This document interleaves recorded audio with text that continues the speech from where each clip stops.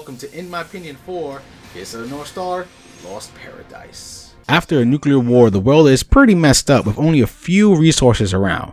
There's bandits and lowlifes who take advantage of the weak and innocent. A man, the manliest man of them all, named Kenshiro, a student of Hokuto Shinken, helps the innocent while on his journey to find his lost love, Yuria, which brings him to Eden, a prosperous city. Though with all these resources comes problems, and it's up to Kenshiro to solve these problems, while trying to find out more information about his love. First of all, you don't need to know the full lore of the Fist of the North Star series to enjoy this. It's an original take on the story, and they put some flashbacks to fill in a hole or two of characters they expect you to know. The story itself falls on the pretty good side of things, as you start to find out more about Eden, and the characters both old and new do have their own personality. That doesn't come off as dry or boring. It also helps that they expanded them a little more with sub-stories. Our main lead Kenshiro is simply put, a badass with a heart of gold, of course. Everything he does makes you want to tell his foes, you done fucked up now. The fact that the majority of the baddies are awful human beings makes their defeat even sweeter. I did like that the game did wrap up its main plot rather nicely, but left a few threads hanging, which I hope leads into a sequel.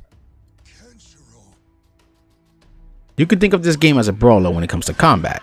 You can punch, kick, flip around, and explode people. Yeah, that's right, people literally blow up into wonderful bloody chunks after you beat them up. You can also dodge and block to protect yourself, at least from the front. While taking down enemies, you may have noticed some white dots on the upper left corner. Well, these are stars, and once you fill them all up, you can activate burst mode, which blows away all those near you, and of course rips your shirt off. You also become much stronger and gain access to certain other abilities and finishers. Speaking of finishers, as you can clearly see, these are pretty badass, though they can only be pulled up once you put enough damage to the enemy to cause a stun. Once initiated, button prompts will pop up on the screen. Don't worry, if you fail these, the move won't just stop. However, if you land these just right, you deal out more damage and get more bonus points for a battle. Also, the more you use a certain finisher, it levels up, adding more button prompts for more bonuses, which is a good thing since after every battle you get a rank, and depending on said rank, you get a certain amount of money. As you kill all these scumbags, you gain experience points, which levels you up and give you destiny orbs. And now we go to our ability chart. Here you can spend your orbs to make yourself stronger, unlock new finishers, increase the length of burst mode, and more.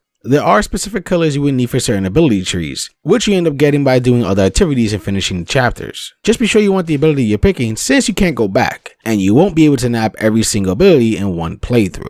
Another little assistance you get are the Destiny Talisman. These are little pictures that can give you the upper hand you need, such as activating your burst mode even without your star meter being full, or bringing you back from the brink of death.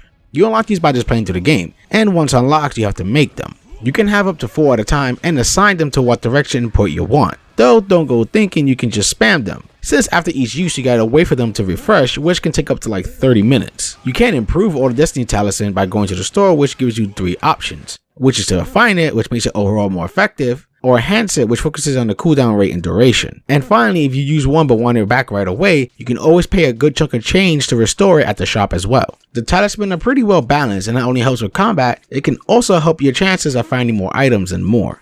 I loved the combat. While simple, it's just gratifying as you make your foes pop like a bloody pimple and launch them around like a rag doll. It's just so over the top. Hell, you can even smash people with death cries that baddies let out. That's right, you're killing people with giant letters. If you're not a fan of the button prompts for the finishers, you can take those off. However, the bonuses I mentioned go away with it, and the game just sets the damage depending on what level the finisher is. I also like that if you don't want to go into a cutscene for a finisher, you don't have to, as the game gives you an ability pretty early on in the game called Perfect Channeling. All you need to do is time your stuns perfectly to just kill your enemy on the spot. Not only does this make these goons drop health or a recharge for your burst meter, it also speeds up the combat, making you feel like a master. The game doesn't fall into the whole random battle territory either. Instead, the enemies are in plain sight while you walk around Eden, so you can ignore them if you want to, which I did at some point, since you know when you hit that high level it feels pretty pointless to waste your time on lower level scum that give little in rewards. The boss battles are also a treat, with each one feeling as hard-hitting and epic as the last one, especially when you trigger the quick time event scenes, which just ups the awesomeness. They also give you a good challenge as well, which is saying something from a game that has you playing as someone who blows up people with a hit. One thing I did not care for in combat was the lock-on system. While it works fine with a one-on-one match or a much smaller group, it sucks the big one when facing a large amount of people.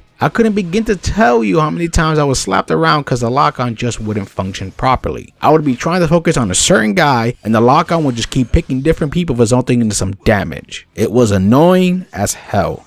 You do get to explore outside of Eden, but remember, the world is pretty much a wasteland, so there ain't much.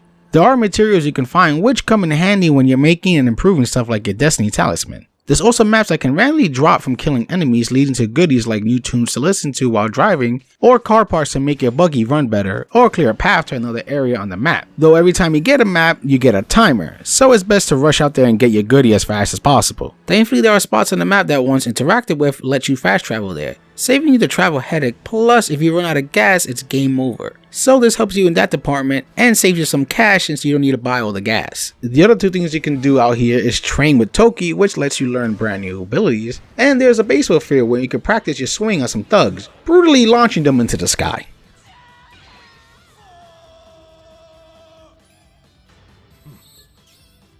There is a good amount of side activities to do in Eden that can help you get some cash and other bonuses. One is being a bartender and mixing up some drinks at the bar by playing some mini games. Not only is this done in such an over-the-top manner that it's awesome, it also helps you unlock more items to buy in the shop, such as better healing items and better armor so you can survive those tough battles. Just be sure not to botch up those drinks.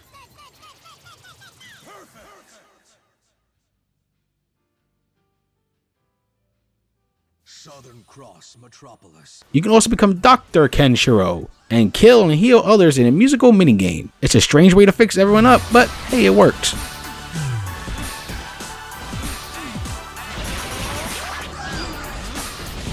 You do run into Bat and Lynn again, and they have their own specific side activity tied to them as well. Bat helps you tinker with your buggy, allowing you to customize it how you want to, and gets you to participate in races. These are rather fun as it has a sort of arcadey feel to it, and each course has 3 difficulties to try out, each with their own prizes. And with the coins you earn from the races, you can buy stuff from the racing menu shop. Lynn has started working for a little store, and you can help her out by filling out orders. And once you level up the store, you're tasked with gathering items in a certain time frame.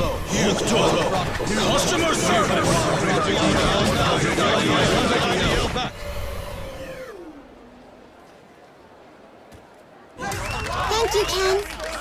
Kenshiro can also become a manager at a hostess club, making sure the customers are happy and the girls are not overworked, and of course protecting them from riffraff. It's a lot of managing. It just throws in some fights to spice it up. You can also take up bounty hunting. It's pretty simple. Just pick who you want to take down and the game will thankfully show you on the map where the weirdo scumbag is. What's great is you can take on as many as you want at a time. The next big thing is the Coliseum, in which you can test out your fighting skills. There's 2 different types of challenges you can take. First is the group one, where you'll face waves upon waves of enemies that become a bit harder as you go along, and there's a chance they will throw in some environmental hazards like fire or electric fences. The more group challenges you take down, the more you unlock. The second type of battles is mono fights, which feel a bit tougher than the group fights. These are also different since if you face the same guy over and over again, they become harder, and not only that, your rewards like materials become better. One thing that's connected to the majority of these activities are the sub-stories. While some sub-stories are triggered by just talking to citizens of Eden, like running to some group that preaches non-violence, granting one more wish for a dying man looking for his love, or doing the most important thing ever and restoring the arcade scene by collecting old video games that you can play. Others pop up the more time you put into the side activities. Doing the bounties unlock the sub-story or trying to find out who is the serial killer known as the Ripper and stopping them. Helping out Lynn get some scenes with her boss and what's Lynn been up to.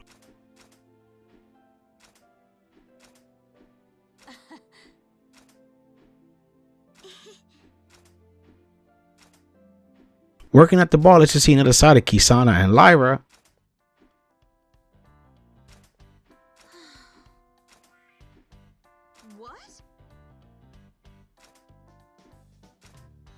As well as help Jaggery with his love life. That's what's great about these sub-stories. They allow more character development and shows that not everything is bleak in this world. I did a good chunk of them and I found them to be all entertaining, and I was addicted to see the next one. There's a ton of them, 80 to be exact, and what's great is none are missable.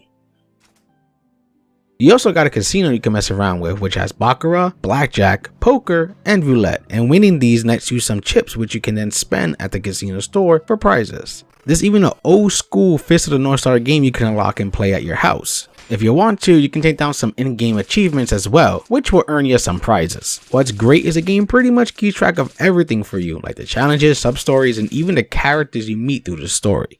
Fist of the North Star is what you get visually when you mix Mad Max and anime, and it looks wonderful. Though prepare for a lot of jackets, masks, and shoulder pads. Hell, there's even a sub-story focusing on shoulder pads. Even with that, there is still a lot of visual variety when it comes to the characters, and they look great, be it in-game cutscenes or other. Now, this being a game where everyone we fight explodes, you gotta wonder if they did a good job with the violence. And the answer is hell yeah. Seeing enemies' bodies contort and then explode in a bloody mess is super gratifying, and it never got old to me. It also helps the finishers look devastating as well. The outside of Eden is mainly just sand and some beat up buildings. Nothing visually sticks out when it comes to variety. But Eden itself looks unique and doesn't come off as samey while walking around, be it during the daytime or nighttime when it transforms into more of an entertainment city. The voice work of our cast is damn good and no one feels miscast. Now if you're not into the dub voices and prefer Japanese, you have the option to pick that. Thankfully there's no slowdown or weird tech issues, so when you're exploding people left and right, it's all smooth. Back then. That was a mistake. I will not make again. Shut the fuck up! I'll show you how a true master uses Hokuto Shinken! I had a great old time with this one. Our cast of captives were pretty good, mainly Kenshiro, who's the manliest man who ever manned. Combat is pure bloody joy, and your ability tree makes you get the feeling of becoming more badass as you unlock more stuff. Even though the lock-on was a problem for bigger groups, it never killed the whole experience for me. The game took me about 30 hours, and that's with me messing around with some of the side content. There is a lot of replay value in this one with the many side activities that I've mentioned and sub-stories. There's also a new Game Plus feature that carries over all your stuff if you want to finish unlocking all the abilities and try a hard difficulty. If you're in the mood for a fun brawler with plenty of content and over-the-top action, then welcome to paradise. I hope you enjoy my thoughts on this game, and for gamer's sake, keep gaming.